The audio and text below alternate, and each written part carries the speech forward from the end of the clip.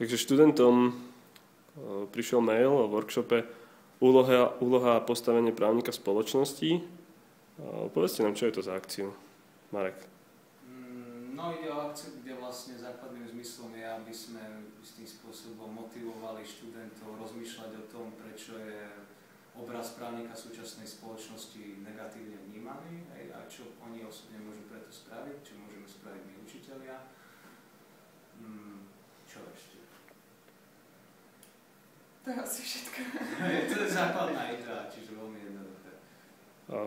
A kto sme my, ktorí budú na tom workshope a kto bude rozmýšľať nad tým, že aká je úloha a postavenie právnika v spoločnosti? Takto my sme v zásade my dvaja ako organizátori katedra ústavného práva, katedra trestného práva, a kto bude rozmýšľať nad tým? Katedra teórie práva, hej?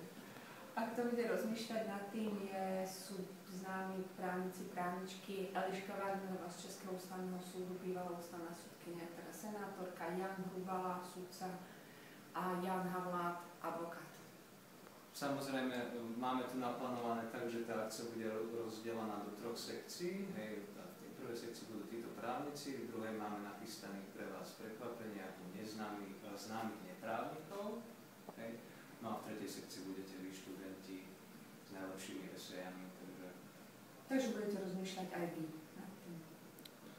Dobre, a prečo je dôležité, aby sme my všetci rozmýšľali na úlohe a postavení právnika spoločnosti? Lucia.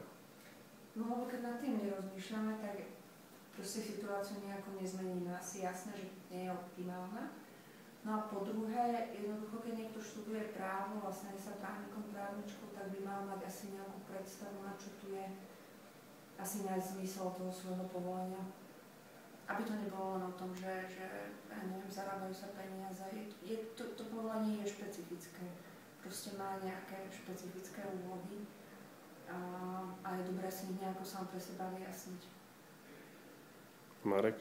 No, mne tá otázka príde trošku sugestívna. Pýtate sa nás, prečo je to dôležité a prečo by sme mali robiť akcie, ktoré propagujú niečo veľmi dôležité. No, pre mňa je to akcia, ktorá možno ľudí trošku zabaví, okrem iného. A či neskôr potom, keď budú od nej odchádzať, budú rozmýšľať nad tým, že ako budú vykonávať svoju právnickú profesiu, no tak osobne sa poteším, keď si povedia, že budú riešiť nejaké morálne dilemy, tak sa tomu poteším, ale keď nie, tak budem mať minimálne dobrý pocit z toho, že aha, na